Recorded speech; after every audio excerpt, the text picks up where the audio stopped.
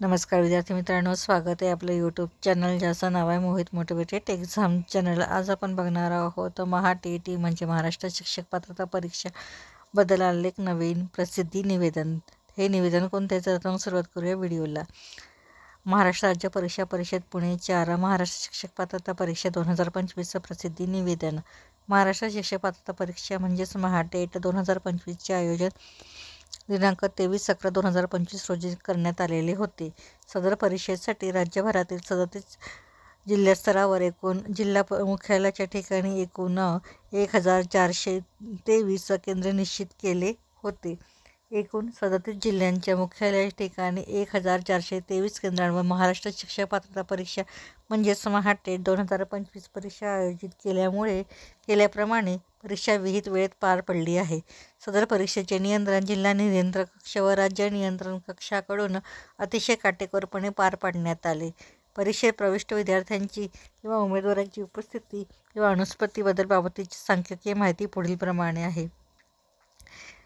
तर पेपर 1 आहे। प्रविष्ट परीक्षांची संख्या होती 2,03,334। उपस्थित परीक्षार्थींची संख्या होती 1,90,897।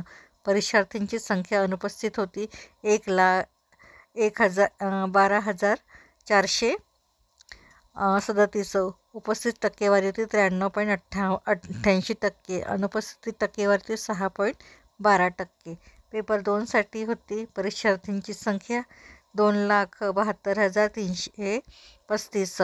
उपस्थित परीक्षार्थ्यांची संख्या होती 2,55,833।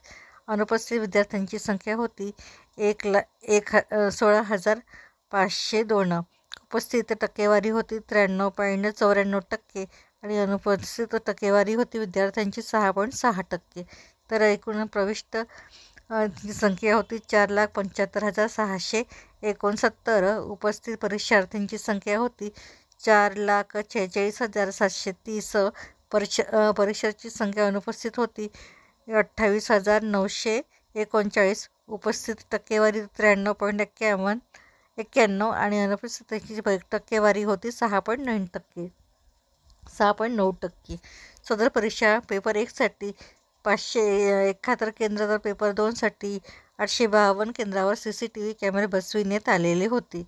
परीक्षा केंद्रावर कोणत्याही प्रकारचा गैरप्रकार होऊ नये म्हणून महाराष्ट्र राज्य परीक्षा परिषदेमार्फत खालील सुविधांचा वापर करण्यात आला।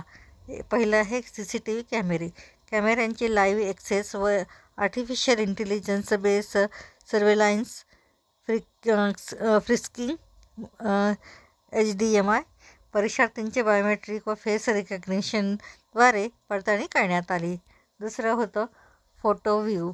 उमेदवारांची प्रॉक्सी एक्झाम प्रिव्हेन्शन फोटो व नाव आपल्या या परीक्षेमधील उमेदवारांसोबत पडताळणी करण्यात आली आहे। Historical analysis. एक उमेदवार व 2 वेगवेगळे फोटो म्हणजे मॉक फोटो डायरेक्शन किंवा एकच फोटो मात्र 2 वेगवेगळे नावं। इम्प्रेशनल प्रिव्हेन्शन असलेली विद्यार्थ्यांची किंवा उमेदवारांची यामुळे परीक्षेपूर्वी तसेच परीक्षेच्या वेळी देखील बोगस डमी विद्यार्थ्यांची ओळख करण्यात आलेली आहे। Contact view. प्रत्येक परीक्षा केंद्र संचालक परीक्षा संनियंत्रण कक्ष महाराष्ट्र राज्य परीक्षा परिषद कक्ष यांच्याकडे इंटरनेट फोन उपलब्ध करून देण्यात आले होते। या सुविधेमार्फत आवश्यकतेनुसार समित्यांशी संपर्क साधला असून फोनच्या माध्यमातून दिवसभर नियमितपणे केंद्र संचालकासाठी विविध सूचना एकाच वेळी निर्गमित केल्या गेल्या असून सर्वांनी सर्व सूचनांचे काटेकोरपणे पालन केल्याचे दिसून आले आहे। तसेच सदर परीक्षेचे नियंत्रण राज्य नियंत्रण कक्ष व जिल्हा नियंत्रण कक्षामार्फत करण्यात आले। सदर परीक्षेच्या दिवशी जिल्ह्यातील माननीय जिल्हाधिकारी, माननीय मुख्य कार्यकारी अधिकारी, शिक्षण संचालक, शिक्षण सहसंचालक, विभागीय शिक्षक, उपसंचालक, विभागीय सहाय्यक शिक्षक, संचालन शिक्षणाधिकारी, प्राथमिक माध्यमिक योजना, सर्व शिक्षण निरीक्षक, मुंबई उत्तर दक्षिण पूर्व यांनी निरीक्षक म्हणून त्यांना दिलेल्या जिल्ह्यातील परीक्षा केंद्रांना भेटी देऊन अहवाल सादर केला आहे। महाराष्ट्र राज्य परीक्षा परिषदेने उपरोक्त सुविधा उपलब्ध करून दिल्यामुळे गैरप्रकार रोखण्यासाठी व परीक्षा पारदर्शकपणे पूर्ण करण्यासाठी मदत झाली। तसेच सर्व प्रसारमाध्यमांनी परीक्षेबाबतच्या कार्यवाहीच्या वस्तुनिष्ठ बातम्या प्रसारमाध्यमांना दिल्यामुळे सर्व विद्यार्थ्यांपर्यंत परीक्षेचे गांभीर्य व सुविधांची माहिती मिळाल्याने परीक्षा अत्यंत सुरळीत, शिस्तबद्ध, पारदर्शक पद्धतीने पार पडल्या आहेत. राज्याच्या कंट्रोल रूममधून CCTV कॅमेऱ्याच्या म्हणजेच लाईव्ह ॲक्सेस व आर्टिफिशियल इंटेलिजन्सच्या माध्यमातून नांदेड जिल्ह्यातील एका केंद्रावर 2 विद्यार्थी व बीड जिल्ह्यातील एका केंद्रावर 6 विद्यार्थ्याने सातत्याने चर्चा करून प्रश्नांची उत्तरे लिहित असल्याचे दिसून आले. त्यानुसार समविक्षकांना इंटरनेटद्वारे संपर्क करून प्रश्नपत्रिका व उत्तरपत्रिका समविक्षकाकडे घेऊन संबंधित 8 विद्यार्थ्यांना तत्काळ परीक्षा केंद्राच्या बाहेर जाण्यास सांगितले व संबंधित समविक्षकांवर रितसर चौकशी करून नियमानुसार प्रशासकीय कारवाई करण्याची प्रस्तावित आहे.